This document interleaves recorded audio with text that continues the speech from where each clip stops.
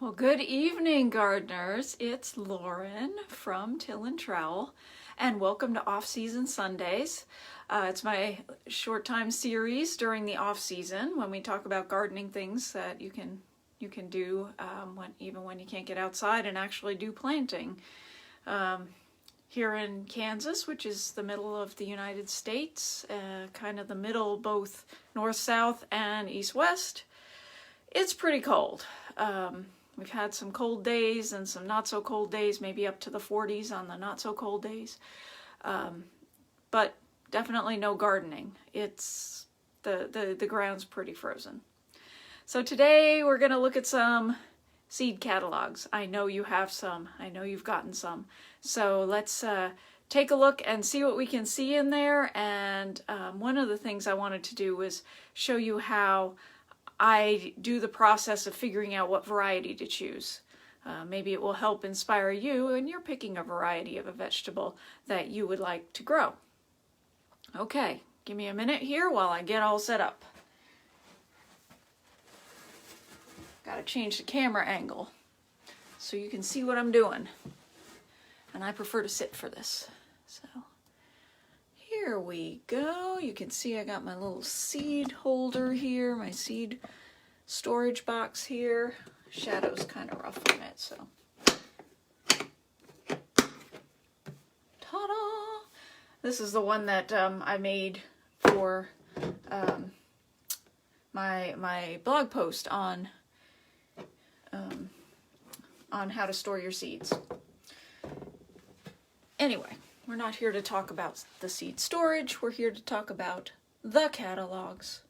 And here are the 4 that I got. Honestly, I don't care if I get a whole lot of them. I usually shop for my seeds on the internet.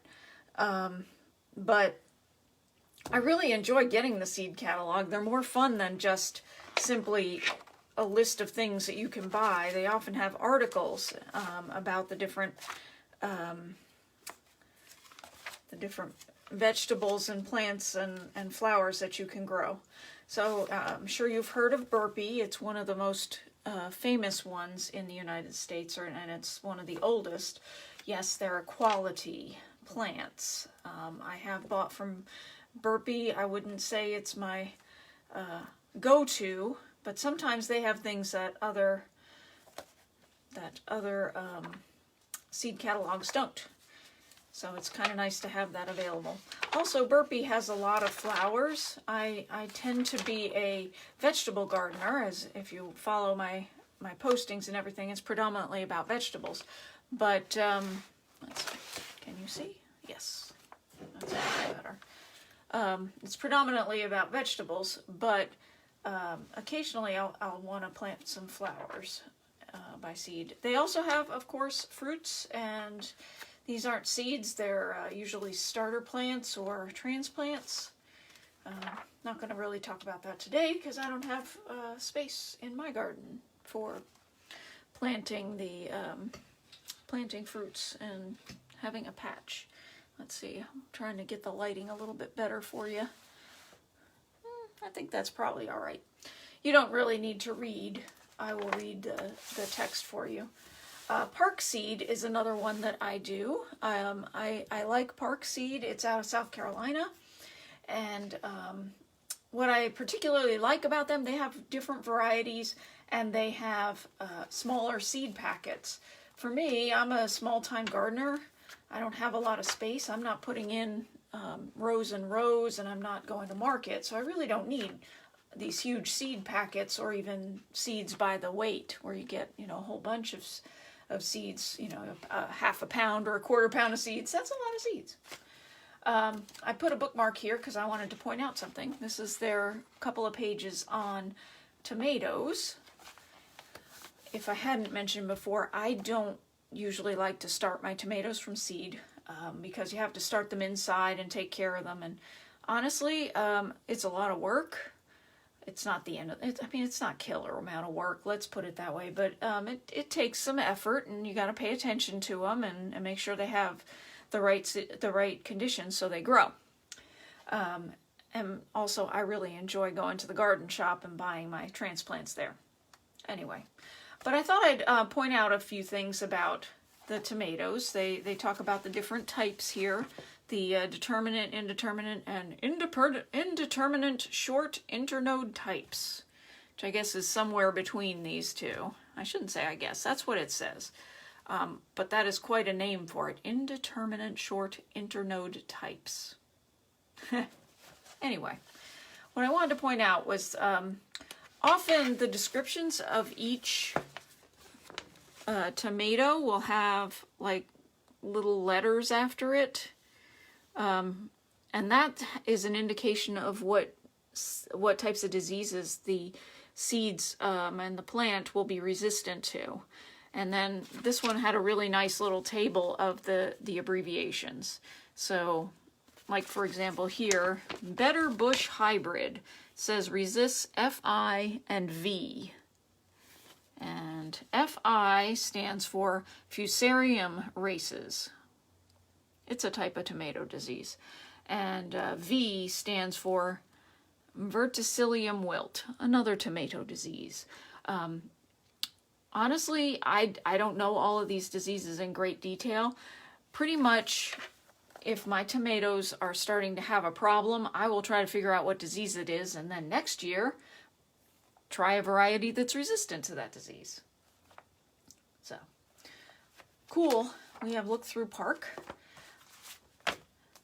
But I saved the ones that I have a lot of things to point out for last. High Mowing Organic Seeds. I've known about this company for a while, and I bought a number of their seeds and somehow got on their mailing list. I shouldn't say somehow. Yet last year my shishito seeds were from High Mowing Organic, and they're good seeds. They're all organic, which is an awesome way to buy your seeds, or types of seeds to look at. So let's take a look real quick. High Mowing is is kind of like I am. It's mostly vegetables with some herbs and also a few flowers. So here's one thing I wanted to point out.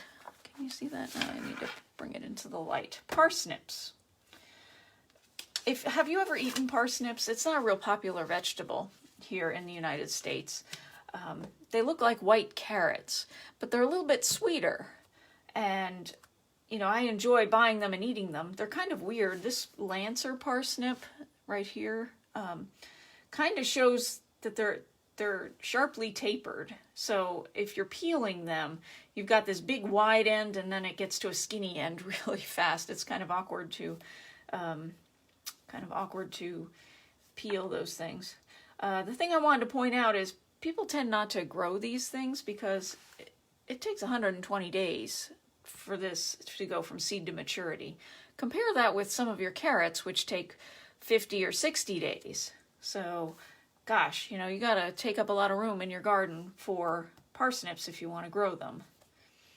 So, anyway, that's one thing you can learn from parsnips.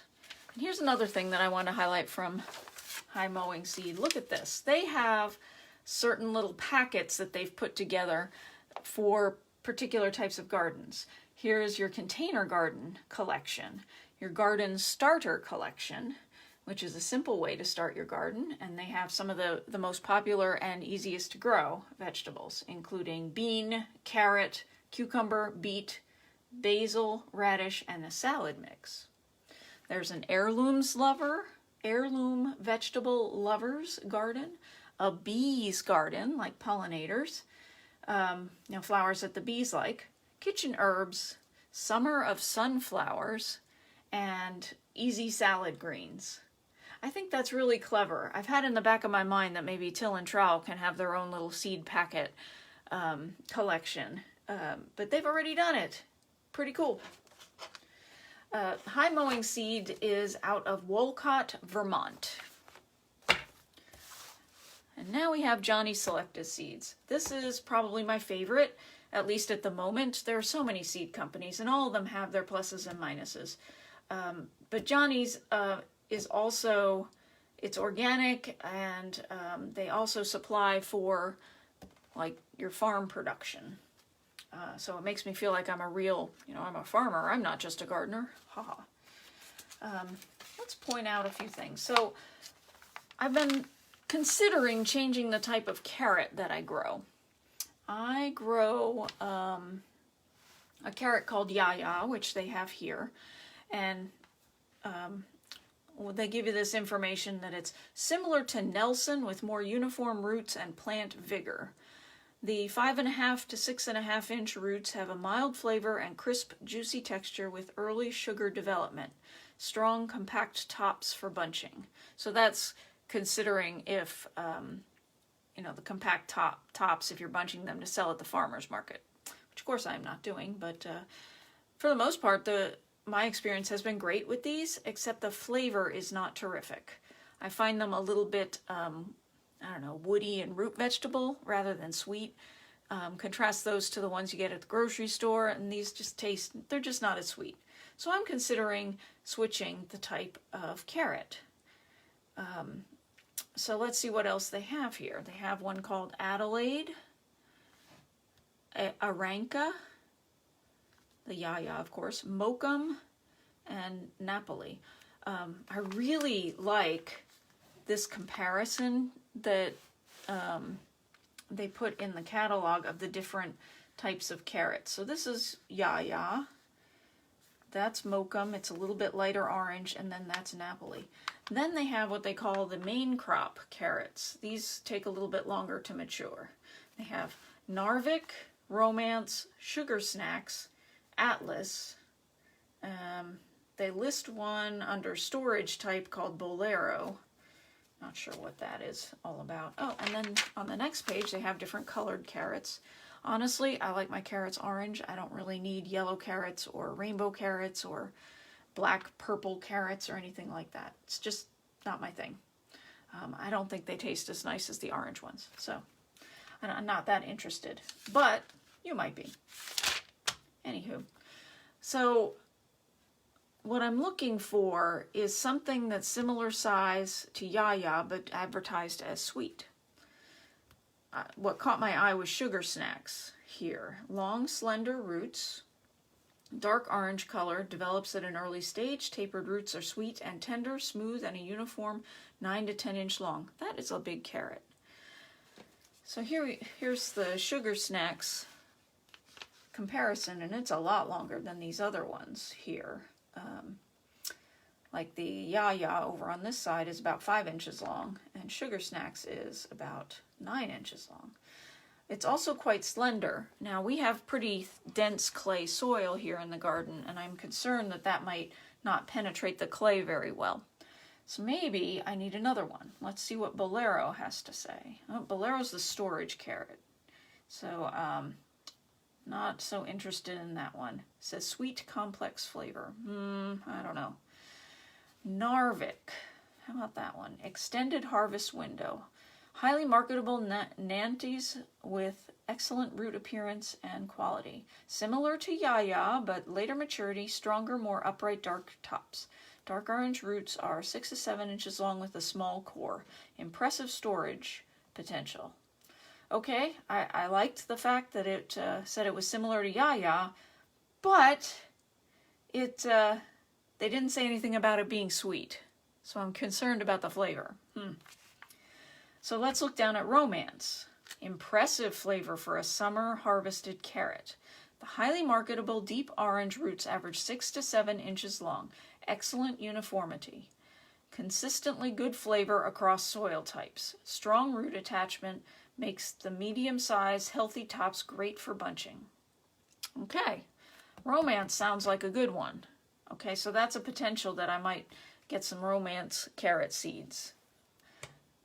If you look at the picture up here, you can see Romance is this one, and it's 6 to 7 inches, and it's also kind of thick and hardy, like the Yayas. So that might be worth the experiment. A couple years ago, I bought some of these Atlas seeds. I thought they were so cute, and they are cute. They're adorable, but they take 70 days to harvest, and you get this little if you're lucky, golf ball size carrot. That is a lot of space in your garden for not much productivity, not much, edible part of the carrot. So Atlas was a fun experiment. We learned something, and we're moving on. So So I think romance might be one I'm willing to give a try this year. Maybe plant one section with romance and one section with yayas. I still have a bunch of yaya seeds and I would like to use them up. Okay, next. Well, I was going to talk about cucumbers, but I think I'll skip that since I'm taking some time for conversation here. Let's look at lettuce. There are so many types of lettuce. You really have to read to figure out what kind you want.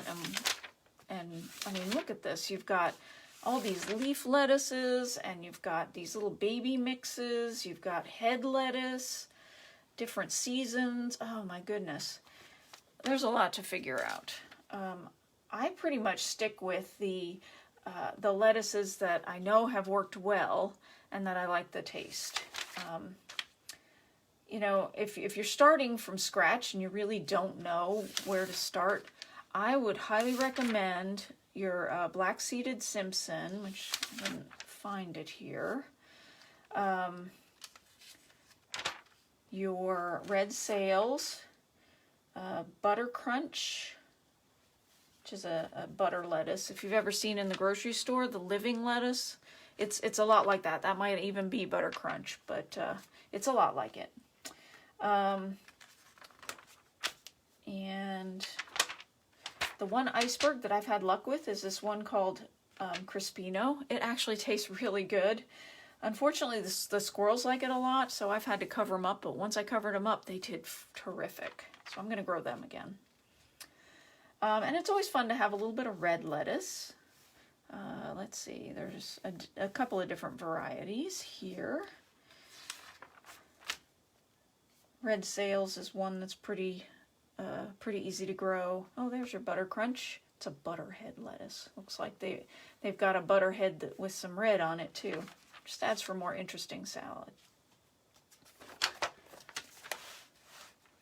Want to jump over to pumpkins. I don't personally grow pumpkins because they take a long time and they take a lot of space, and I don't have a lot of space. Plus, I don't eat them.